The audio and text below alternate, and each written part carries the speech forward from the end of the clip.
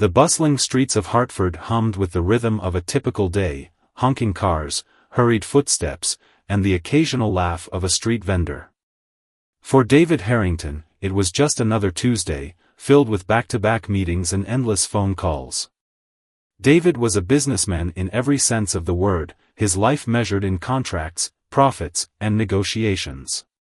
But beneath the polished exterior and tailored suits lay a man burdened by the ghosts of a complicated past, especially the loss of his father and the void it left in his relationship with his aging mother, Margaret. Margaret Harrington was a woman of quiet dignity.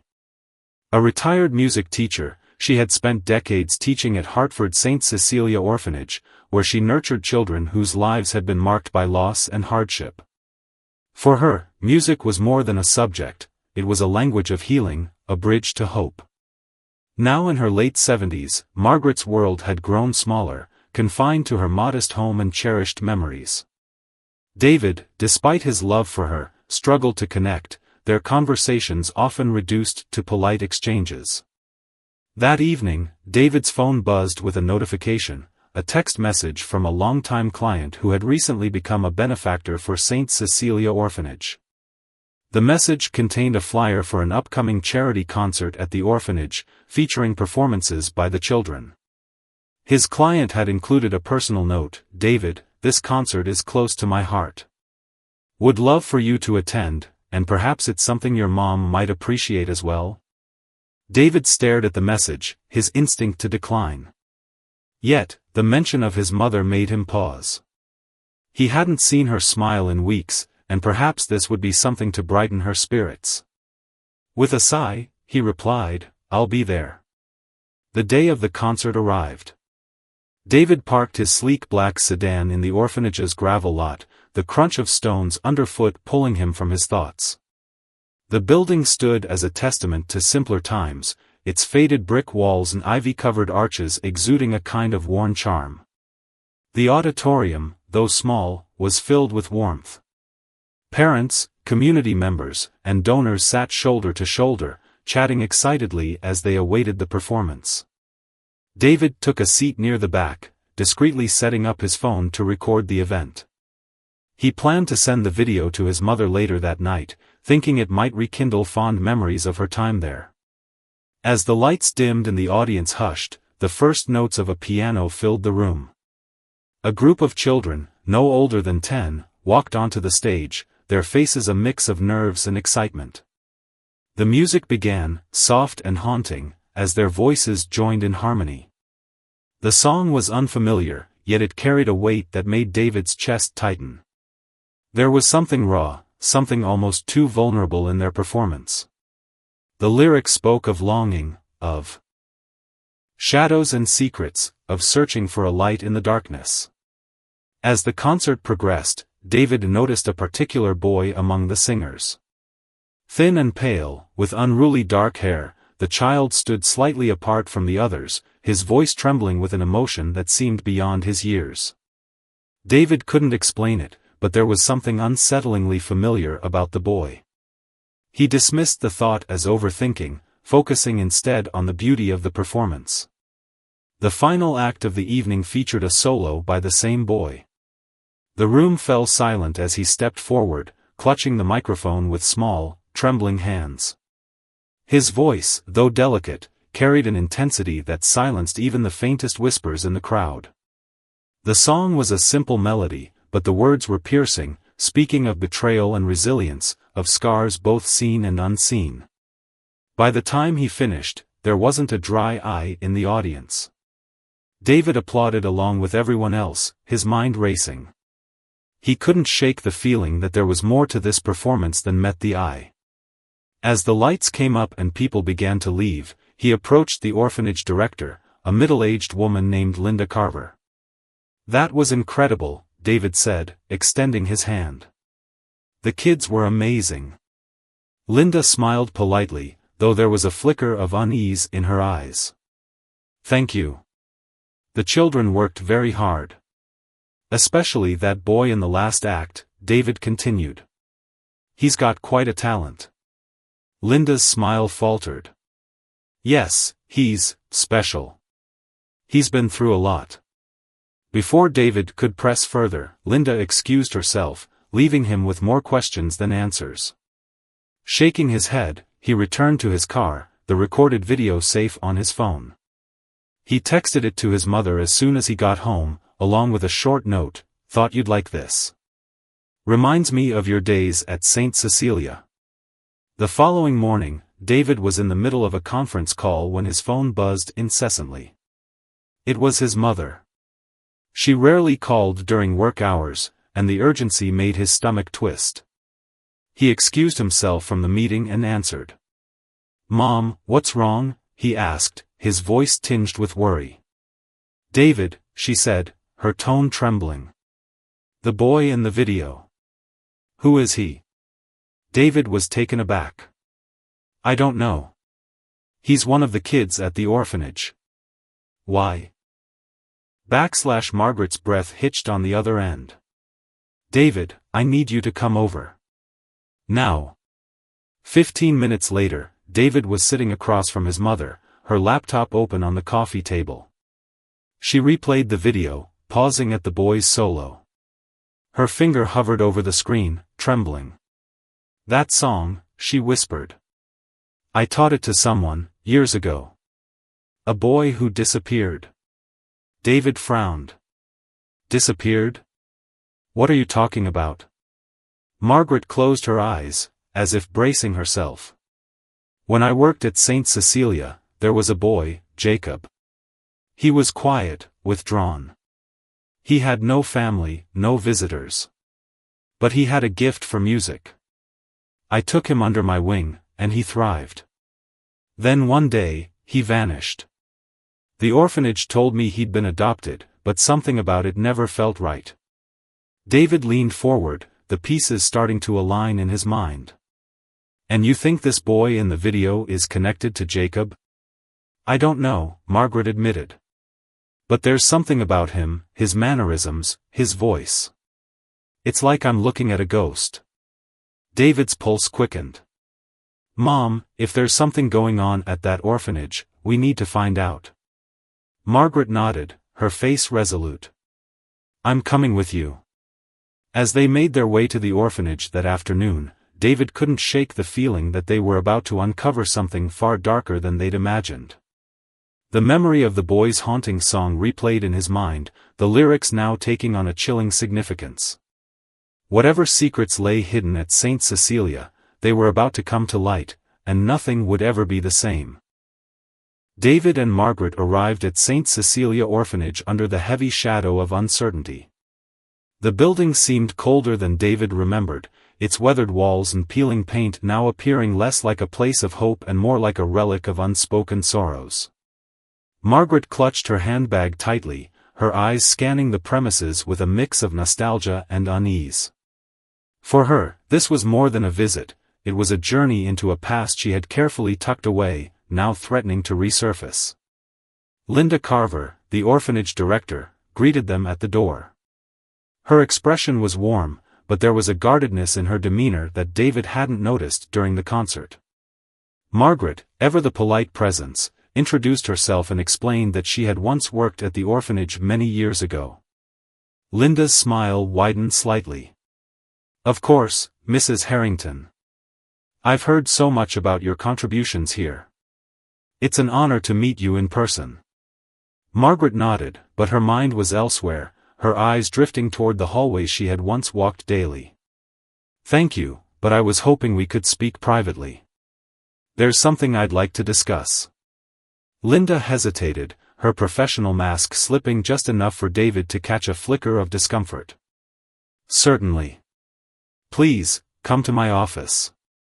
The three of them walked down a corridor that seemed to stretch endlessly. The walls were adorned with cheerful posters and children's artwork, but the air felt heavy, as if the building itself was holding its breath. Linda's office was modest, with a desk cluttered with files and a window overlooking the playground. She gestured for them to sit. "What can I do for you?" Linda asked, her tone measured. Margaret leaned forward, her voice steady but laced with emotion. "I recently saw the concert your children performed. It was beautiful. But there was a boy. His solo was remarkable. I couldn't help but notice something familiar about him. Linda's face remained neutral, but her hands clasped tightly on the desk. Yes, that would be Samuel. He's one of our more talented children. He's been with us for a couple of years now. Margaret's gaze didn't waver. He reminds me of a boy I knew here decades ago. Jacob. I couldn't help but notice the song Samuel sang. It's the same one I taught Jacob. Linda's expression tightened. That's quite a coincidence. But I assure you, Jacob's case is from a different time. He was adopted and moved on to a better life. David interjected, his tone firm. With all due respect, Ms. Carver, the way my mother described it, Jacob's disappearance wasn't exactly typical. She's always felt something was off about it. Linda's smile became strained.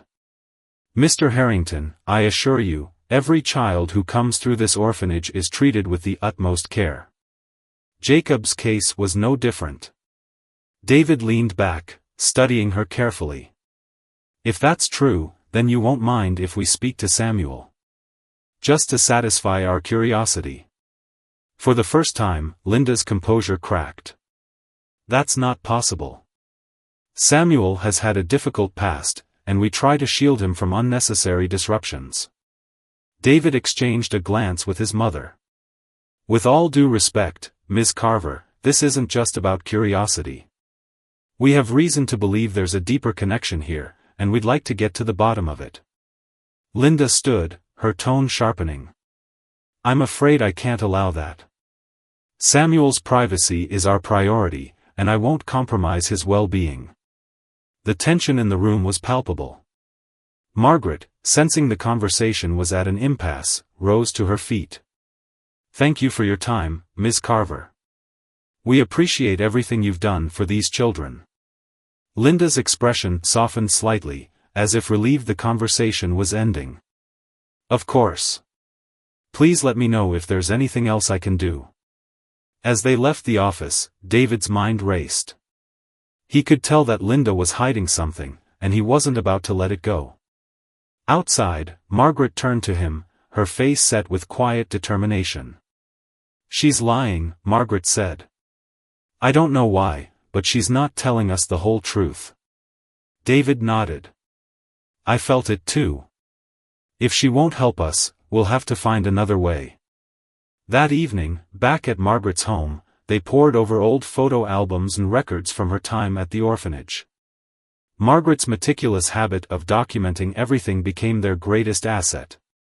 Among the photos, they found one of Jacob, a shy boy with dark eyes and a timid smile. Margaret's fingers trembled as she traced the image. That's him, she whispered. And I swear, David, Samuel looks just like him. David frowned. If Jacob was adopted, there should be records of where he went. But if something else happened? Margaret's voice dropped to a whisper. Then someone has gone to great lengths to hide it. The next day, David made a call to an old college friend who now worked in investigative journalism. Explaining the situation as delicately as possible, he requested help in digging into the orphanage's records. The friend agreed, though he warned that accessing such information might take time. Meanwhile, Margaret decided to pay a visit to some of her former colleagues who had worked at St. Cecilia during her tenure. Most were retired, but one, Alice Monroe, was still in town. Alice, a sprightly woman in her 80s, welcomed Margaret into her home with open arms. It's been years, Margaret. What brings you here? Alice asked, pouring them both a cup of tea. Margaret hesitated before diving in. Alice, do you remember a boy named Jacob from the orphanage? He was there in the early 90s. Alice's cheerful expression faltered. Jacob. Yes, I remember him. Sweet boy, very quiet. Why do you ask? Margaret explained everything, Jacob's disappearance, the concert, Samuel's striking resemblance. Alice listened intently, her face growing more serious with each detail. When Jacob left, I always thought it was strange, Alice admitted. The adoption seemed rushed, and there was no celebration, no photos. It was like he just vanished. Margaret's heart sank. Do you think something happened to him? Alice hesitated, then lowered her voice. Margaret, there were rumors. Whispers about certain children being taken away under dubious circumstances. I never wanted to believe it, but... Margaret's hands clenched around her teacup. If there's any truth to this, we need to uncover it. As she left Alice's house, Margaret felt a renewed sense of urgency. She shared everything with David, who had just received a call from his journalist friend. I think we've got something, David said, his voice tense. There's a pattern, several children from Street Cecilia listed as adopted, but their records end there. No follow-up, no trace of where they went. Margaret's breath caught. David, this isn't just about Jacob or Samuel. There's something much bigger going on here. David nodded grimly. And we're going to find out what it is. The next steps would take them deeper into a web of secrets, lies, and betrayal than they ever could have imagined. But one thing was clear, the truth about Street Cecilia Orphanage was far darker than anyone suspected. As the weight of the discovery settled on Margaret and David, their resolve hardened. They weren't merely chasing answers about Jacob anymore, they were uncovering what could be a systemic injustice buried under layers of deception. That evening, David sat in his study, poring over the information his journalist friend had provided. He noticed a disturbing trend. In several cases, children marked as adopted seemed to vanish from the records entirely, leaving no trace of their whereabouts. Margaret, meanwhile, retreated to her sewing room, a place where she often found solace. But this time, her hands were still. Her mind was consumed by memories of Jacob, his timid smile, the way he clung to her arm when he was frightened, and his uncanny ability to sing with such soul that it left her speechless. The resemblance between him and Samuel wasn't just striking, it was undeniable. The next morning, David and Margaret decided it was time to dig deeper. Their first stop was the local archives, housed in a small, unassuming building downtown. Margaret remembered that Street Cecilia used to submit regular reports to the county, detailing the status of their wards. These records might hold clues about Jacob's disappearance, or at least about the broader patterns David had started to uncover. As they combed through the dusty files, the musty smell of old paper filling the air, Margaret's fingers trembled with a mix of anticipation and dread.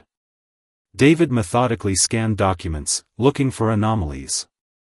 Hours passed before they found something, a single line in a ledger from 1992 that listed Jacob as placed with private care. There was no mention of an adoptive family, no contact information, nothing to indicate where he had gone. This doesn't make sense, David muttered. Private care? That's not an adoption. Margaret leaned closer, her brow furrowed. It's vague on purpose. Someone didn't want to leave a trail. As they continued searching, they discovered similar entries for other children. All of them were listed as placed with private care, and all of them disappeared from the records shortly afterward. The pattern was unmistakable. Margaret's heart sank. David, what if these children weren't adopted at all? What if they were sold? David looked up sharply, the word hanging in the air like a curse. It's a horrifying thought, but it's starting to look that way. The question is, who was behind it? Their next step was to confront Linda Carver again. But this time, they wouldn't go unprepared. David reached out to his journalist friend, who promised to bring a colleague experienced in investigative reporting. They agreed to meet at a local cafe to discuss their findings. The following day, David and Margaret arrived at the cafe, their nerves taut. The journalist, Eric, was already there, accompanied by a woman named Rachel, whose calm demeanor belied her sharp, probing eyes. As they shared their discoveries, Rachel took meticulous notes, asking pointed questions. So far, everything points to a deliberate effort to obscure these children's fates, Rachel said, her voice measured. But we need hard evidence, something concrete that ties this to St. Cecilia's leadership. Margaret hesitated before speaking. There's someone who might know more. An old colleague of mine, Alice Munro, mentioned rumors about children being taken under dubious circumstances. She might be able to help. Rachel nodded. Good. The more corroboration we have, the stronger our case. Later that evening, Margaret and David visited Alice again, this time accompanied by Eric and Rachel. Alice was initially hesitant, wary of stirring up old memories, but Margaret's earnestness eventually won her over. She shared everything she knew, including her suspicions about a former administrator named Charles Whitaker, who had abruptly resigned in the early 90s. Charles was a charming man, but there was always something calculating about him, Alice said, her voice tinged with regret. He left shortly after Jacob disappeared. I always wondered if the two were connected. David leaned forward. Do you know where we can find him? Alice shook her head. Last I heard, he moved out of state. But he had a close associate, Eleanor Grayson. She handled the paperwork for all the adoptions. Rachel's eyes narrowed. If Eleanor was involved in falsifying records, she might still have copies or know where they are. Armed with this new lead, David and Rachel began searching for Eleanor.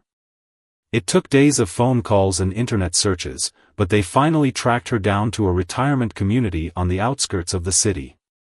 David decided to visit her alone, hoping that a personal touch would encourage her to open up.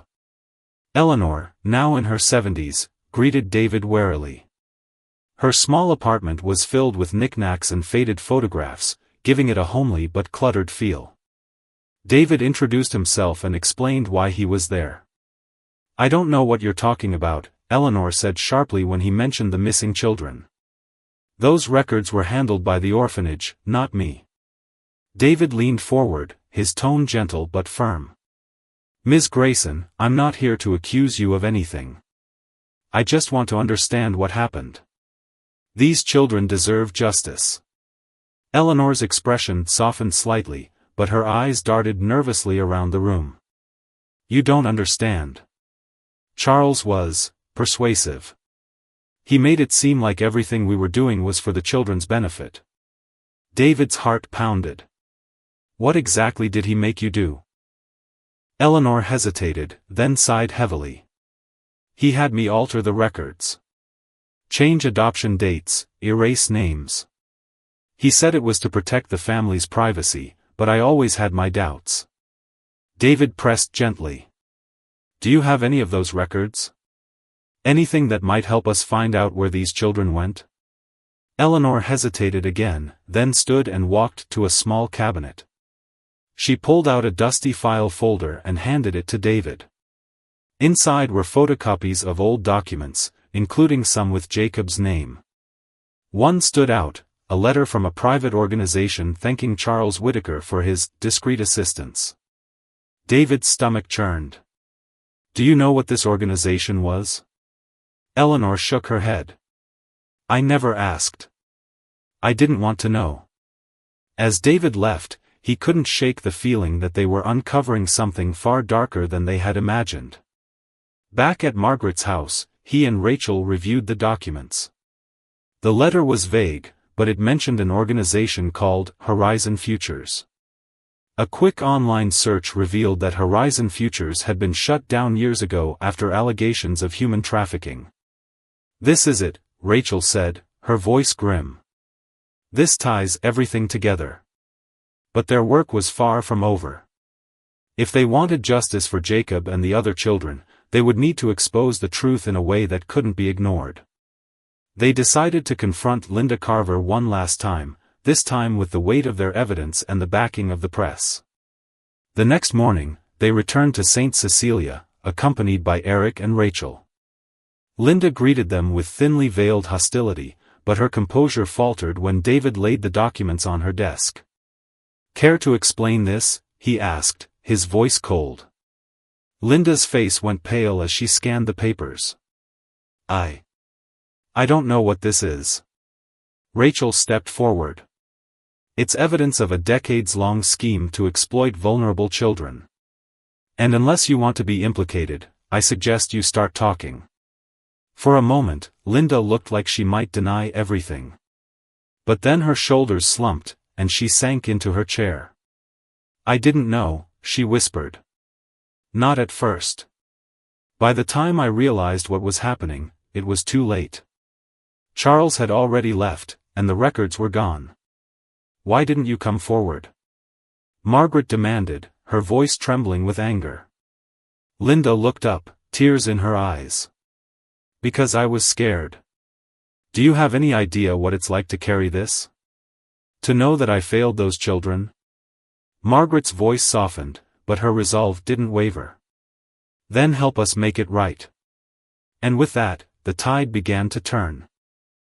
Linda's reluctant confession marked a turning point, but it was far from the resolution Margaret and David sought. With the documents in hand and Linda's initial admission, the group knew they needed to act quickly to ensure the truth saw the light of day. Rachel, the seasoned investigative journalist, immediately began formulating a plan to bring the story to public attention. However, the stakes were high. Accusations of this magnitude against a once revered institution like Street Cecilia could lead to retaliation from powerful entities, including those who might still be profiting from the shadows of the orphanage's murky past. David and Margaret returned home that evening, both exhausted yet restless. The weight of their discoveries hung heavy in the air, but there was no time to dwell. Margaret, unable to sleep, pulled out a box of Jacob's belongings she had kept over the years. Among the few mementos, a faded photo, a small toy car, and a crumpled drawing, was a piece of music Jacob had written. It was a simple melody, scribbled in the uneven handwriting of a child, but seeing it brought Margaret to tears. It wasn't just about Jacob anymore, it was about all the children whose voices had been silenced. The next morning, Rachel secured a meeting with a legal advocate specializing in human rights cases. They met in a small, dimly lit office, the walls lined with books on law and ethics. The advocate, a sharp-eyed woman named Eleanor Vaughn, listened intently as Rachel and David laid out their findings. Eleanor's face remained stoic, but her pen moved rapidly across her notepad as they spoke. This is damning evidence, Eleanor said after they finished. But it's also delicate. If we go public without airtight proof, the backlash could be devastating, not just for you but for the survivors who might come forward. We need to build a case that's unassailable. Margaret, who had been quiet until now, spoke up. What about the other families? The ones who might have lost children the same way we lost Jacob? If we can find them, maybe they can help. Eleanor nodded. That's a good idea, but it's not without risks. Some families might not want to reopen old wounds, and others might not even know their children were taken under false pretenses. We'll need to approach this delicately. Rachel and Eric began working on a piece that would introduce the story to the public, carefully omitting sensitive details to avoid tipping off potential opponents. They decided to focus on the broader issue of missing children and systemic failings in orphanages, using Jacob's case as a starting point. Meanwhile, David and Margaret began reaching out to former staff members and families associated with Street Cecilia, hoping to uncover more stories that could corroborate their findings. It wasn't long before the first breakthrough came. A woman named Clara, who had worked as a nurse at St. Cecilia during the early 1990s, contacted Margaret after hearing about their inquiries. Clara invited them to her modest home on the outskirts of town, where she shared a pot of tea and a wealth of troubling memories. I always had a bad feeling about Charles Whittaker, Clara said, her hands trembling slightly as she held her teacup. He was charming, but there was something off about him. He'd call meetings late at night, always behind closed doors. And then there were the children. Sometimes they'd disappear without any warning. We were told they'd been adopted, but it never felt right. Clara revealed that she had kept a diary during her time at St. Cecilia, recording her observations and suspicions. She handed the small, leather-bound book to Margaret, who flipped through its pages with a mix of gratitude and sorrow. The entries painted a grim picture: abrupt transfers, unexplained absences, and whispers among staff about private placements. "Why didn't you come forward sooner?" Margaret asked gently. Clara looked away, her eyes filling with tears. "I was young and scared. And when Charles left, things quieted down. I thought it was over." As Clara spoke, David noticed a detail in one of the diary entries, a reference to a warehouse where Charles had allegedly met with clients. The address was vague, but it gave them a new lead to follow. Rachel and Eric immediately began investigating, using public records and old maps to locate the building. What they found was chilling: the warehouse had been owned by Horizon Futures, the same organization implicated in the trafficking allegations. Armed with this information, Rachel decided it was time to escalate. She contacted a network of investigative journalists and activists who had experience exposing human trafficking operations. Together, they began piecing together a broader narrative, linking Horizon Futures to other orphanages and foster care programs across the country. The scope of the operation was staggering. But not everyone welcomed their efforts. As the story gained traction, Margaret and David started receiving anonymous threats. Late-night phone calls, ominous notes left on their doorstep, and even a car that followed David on his way home from work one evening. The intimidation only strengthened their resolve, but it also made them more cautious. They installed security cameras around their home and started documenting every suspicious incident. Meanwhile, Linda Carver, feeling the weight of her own conscience, agreed to provide a full statement to Eleanor Vaughn. She described how Charles Whitaker had coerced her and other staff members into falsifying records, and how he had used his connections to facilitate the illegal transfers of children. Linda's testimony was a turning point, providing the legal foundation Eleanor needed to pursue formal charges. But the most unexpected twist came when Samuel, the boy from the concert, asked to meet with Margaret privately. They sat in a quiet corner of a local park, Samuel clutching his guitar nervously. "I think I know why you're looking into Jacob," Samuel said, his voice barely above a whisper. "I think he's my brother." Margaret's heart stopped. "What do you mean?" Samuel explained that he had always felt out of place in his adoptive family. He had no memories of his life before the age of 4, but he often dreamed of a boy who looked just like him. When he saw Margaret at the concert, something clicked. His adoptive parents had been reluctant to share details about his adoption, but Samuel had recently found an old photograph tucked away in a drawer. It was a picture of Jacob. Margaret felt tears streaming down her face. "Samuel, if you're right, then we'll do everything we can to prove it. But are you ready for what that might mean?" Samuel nodded, determination shining in his eyes. "I just want to know the truth."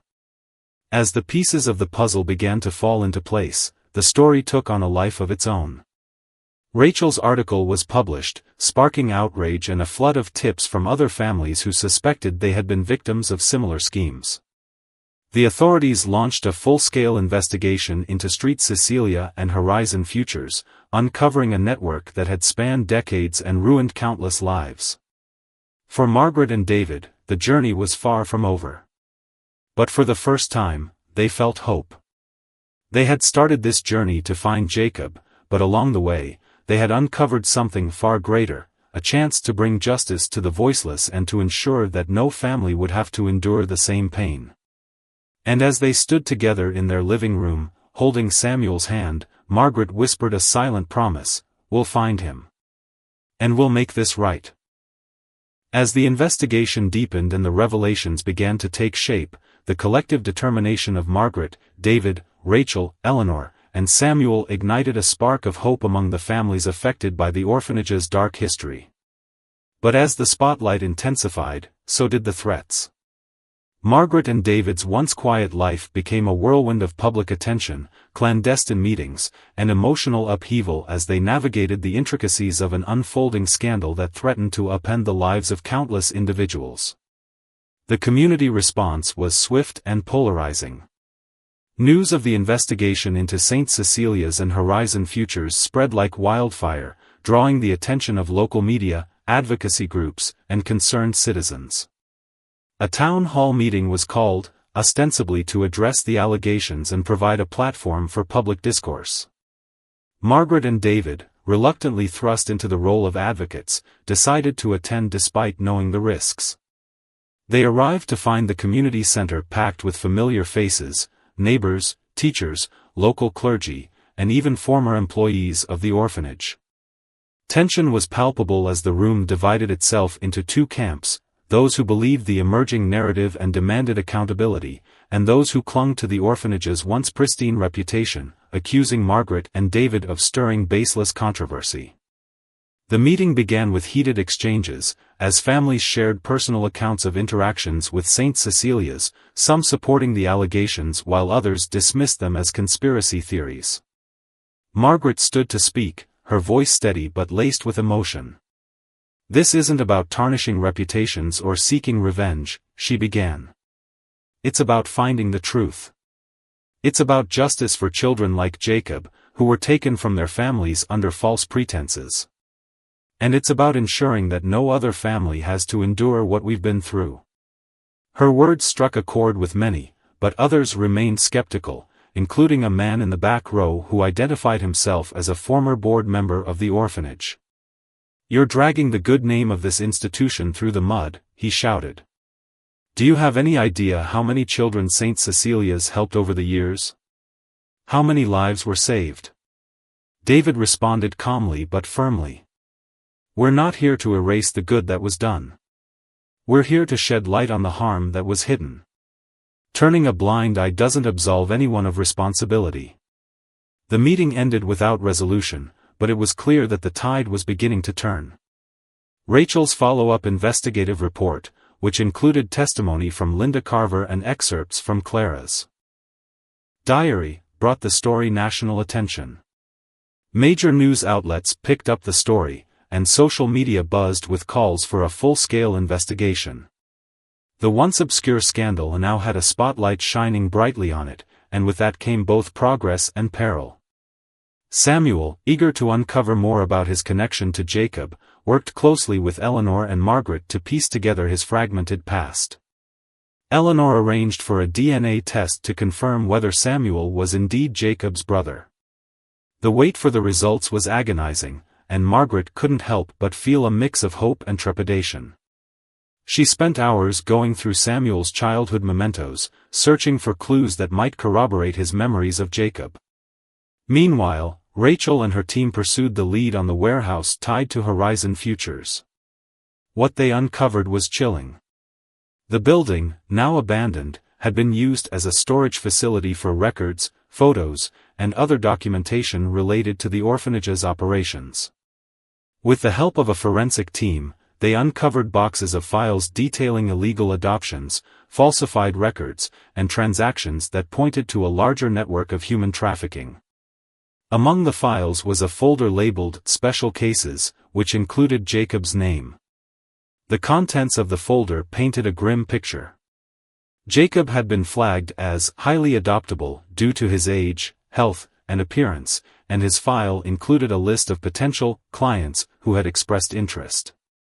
The discovery confirmed the worst fears of Margaret and David. Jacob hadn't been lost due to a bureaucratic mistake.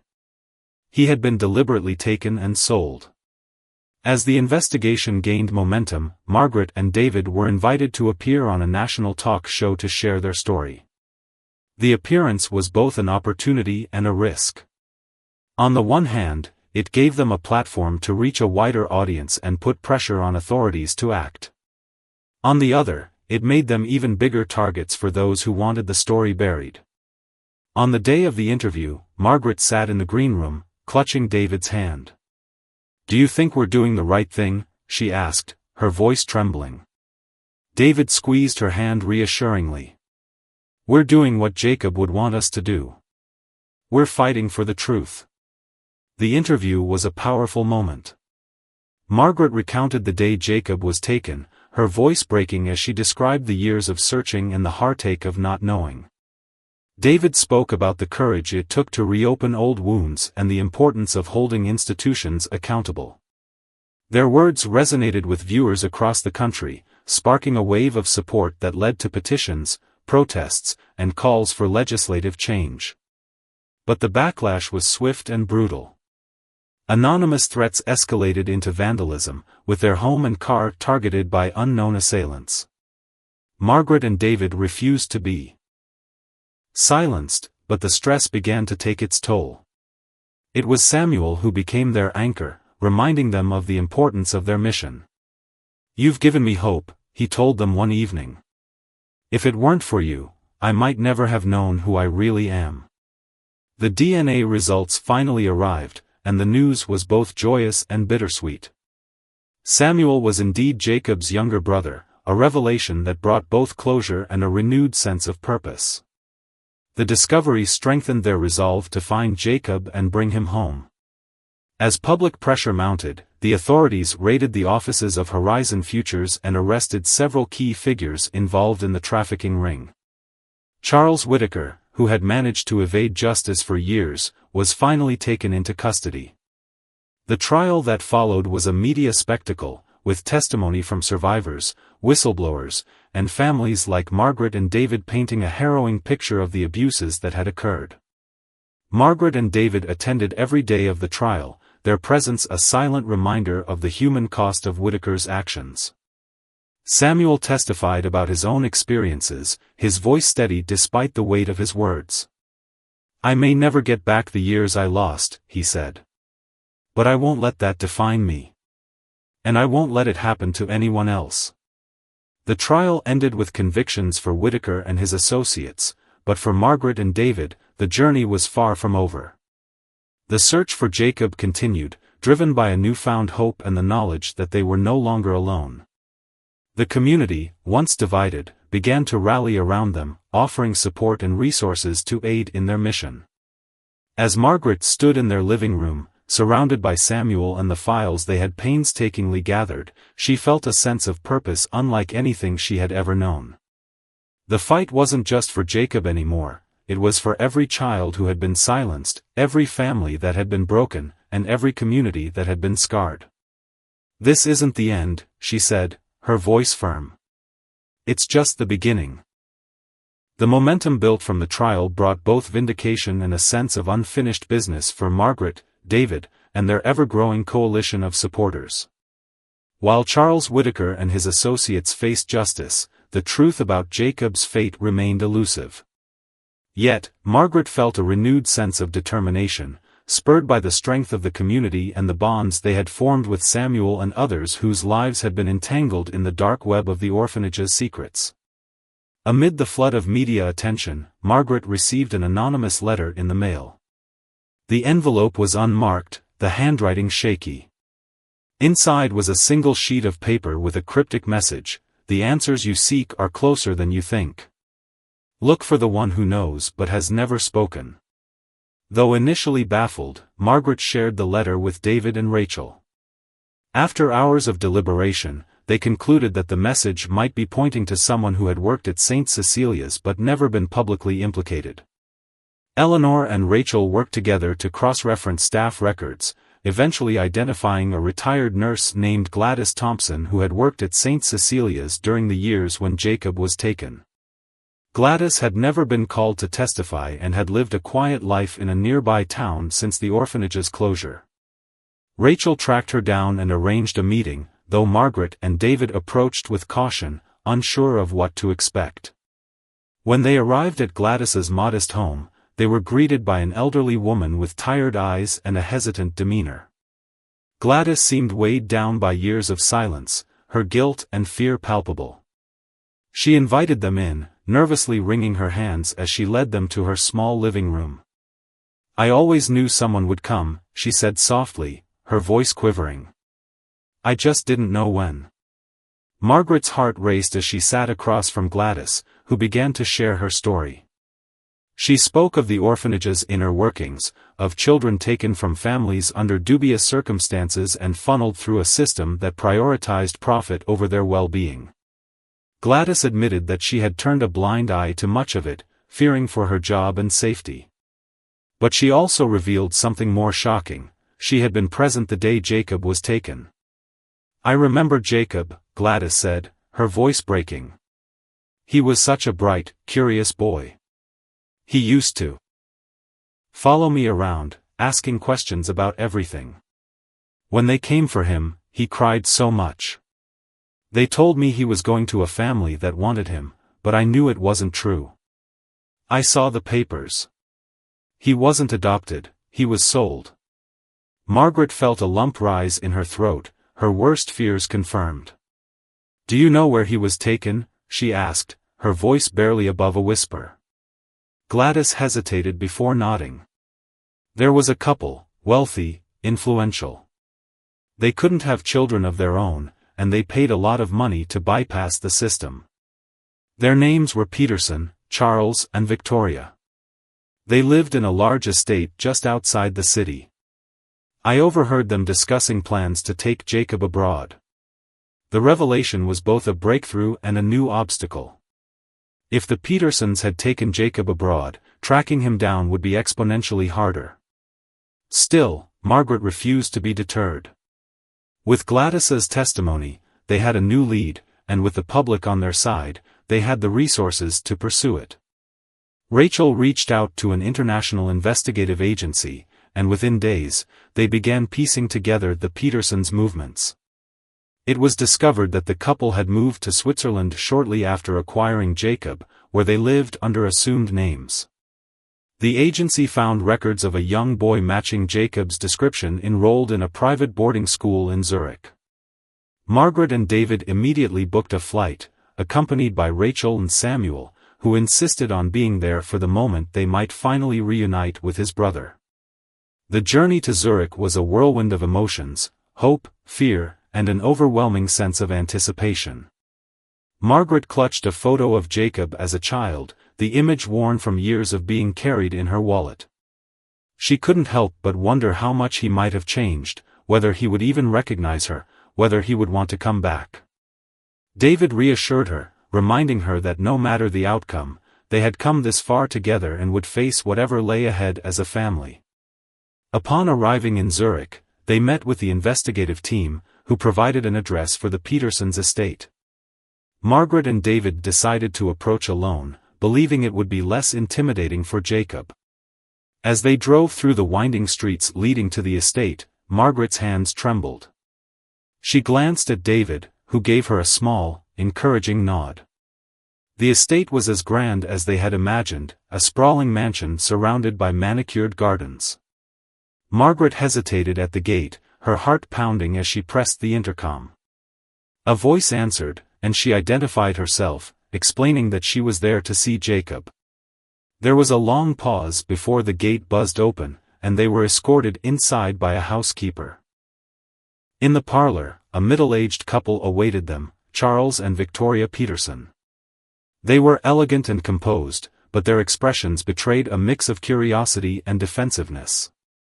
Margaret wasted no time, explaining who she was and why she was there. The Petersons initially denied everything, insisting that Jacob was their legal son.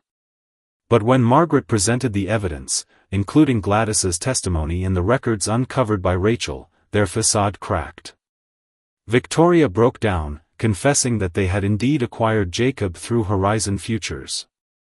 "We couldn't have children," she sobbed. "And when we saw Jacob, we fell in love with him. We didn't think about what it meant for his real family." Margaret's voice trembled as she asked, "Where is he now?" Victoria gestured toward the garden, where a young man was seated under a tree, reading. Margaret's breath caught as she recognized him, not as the child she had lost, but as the young man he had become. She approached slowly, tears streaming down her face. "Jacob," she called softly. The young man looked up, startled. His eyes met hers, and for a moment, there was only silence. Then, recognition flickered in his gaze. "Mom?" he whispered, his voice filled with disbelief. Margaret nodded, unable to speak. Jacob stood, his book forgotten, and ran to her, enveloping her in a tight embrace. "I thought I'd never see you again," he said, his voice choked with emotion. The reunion was bittersweet. Jacob had built a life with the Petersons and was conflicted about leaving them, despite his anger at the truth of his adoption. Margaret and David respected his feelings, assuring him that they only wanted what was best for him. Over the next few days, they spent time getting to know the young man Jacob had become, sharing stories and building a bridge to reconnect. When it came time to leave Zurich, Jacob decided to visit them in the US, determined to learn more about his roots. The journey wasn't without challenges, but it marked the beginning of a new chapter for their family. Back home, the community rallied around them, celebrating the long-awaited reunion and using their story as a catalyst for change. Margaret and David established a foundation in Jacob's name, dedicated to supporting families affected by adoption fraud and advocating for systemic reform. Their story became a symbol of resilience and the power of perseverance, inspiring others to fight for justice. As Margaret reflected on the journey, she felt a profound sense of gratitude, not just for finding Jacob, but for the strength and love that had carried them through. "We found our son," she said one evening, her voice filled with emotion. "And in doing so, we found ourselves." Jacob's presence brought healing not only to their family but also to the community that had rallied around them. Their story became a legacy of hope, proving that even in the darkest moments, light could prevail.